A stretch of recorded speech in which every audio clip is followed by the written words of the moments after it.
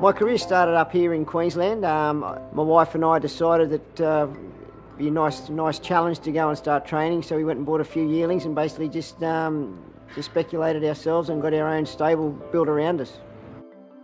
What enticed me was the fact I'd ridden for such a long period of time, and I'd probably felt that I'd achieved what I wanted to achieve as far as jockey went, and I really wanted to, I suppose, challenge myself to do something different, and I'd always loved being involved with the training and being involved with the horses.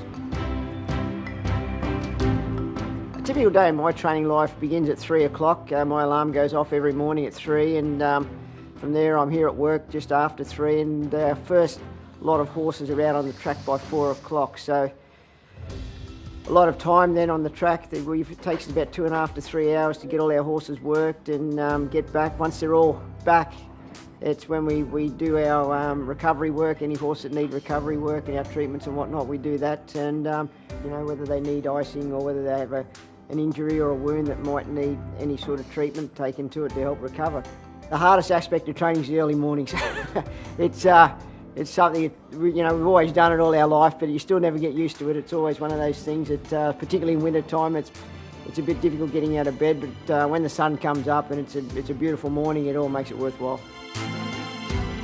My race days start early in the week, obviously the noms and acceptances, but then it's also the notification to the owners and the updates and all the information that the owners like to receive from their trainer. So that's the early parts of it. Then on race day, it's pretty simple. The horses go and have a steady trot and canter before getting shampooed and cleaned up before heading off to the races. Emotionally, I'm probably no good as a trainer. When I was a jockey, I never got nervous and it never used to worry me, but now as a trainer, my stomach does backflips and I'm probably not a good spectator. I'm probably better off staying at home and watching on television like John Hawkes, but I think it's just a lot of anticipation and a lot of hope, you know, when you know you've put a lot of hard work into a horse and then you take him to the races, and a lot of things can go wrong, but then, you know, you try and avoid that. The horses for this winter carnival are, I hope, are a lot of my younger horses like Munce and Racecourse Road and the likes. They seem to be the main flag bearers at the moment. I've got a horse called Snoopy going to the sprint races, but I've got a lot of younger 2-year-olds coming through, and I'm hoping that they can aim up and take their place in a few of the better races. My relationship with jockeys is pretty good, I think. I mean, I just call a spade a spade. There's no in-betweens. But, you know, I think the benefit they have with me is that I've ridden before and I understand things happen in races, you know. So I think I can read a race pretty well, and I think I know what's going on in the race. I think a bond between a trainer and horse differs greatly compared to anybody else involved. I mean, a trainer's with their horses at 24/7. They're with them every day.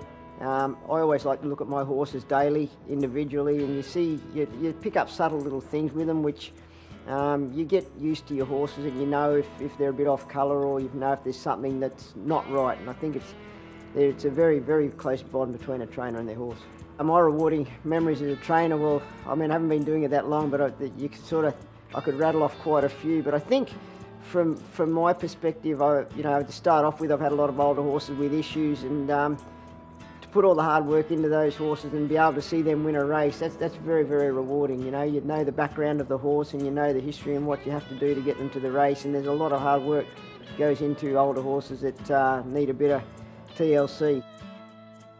My main mentor from a training point of view was, I suppose, my father-in-law, Barry Mitchell. He was a very good horseman and gave me a good guidance, and also Barry Baldwin.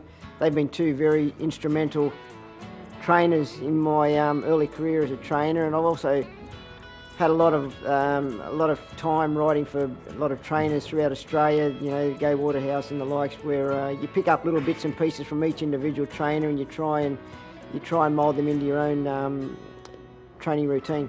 And my plans for the future is obviously probably to build a better quality horse in my stable, and then after that the numbers can grow from there on in. But it's nice to have a stable full of well-bred horses that you know have got a bit of depth and can go on to a few better races.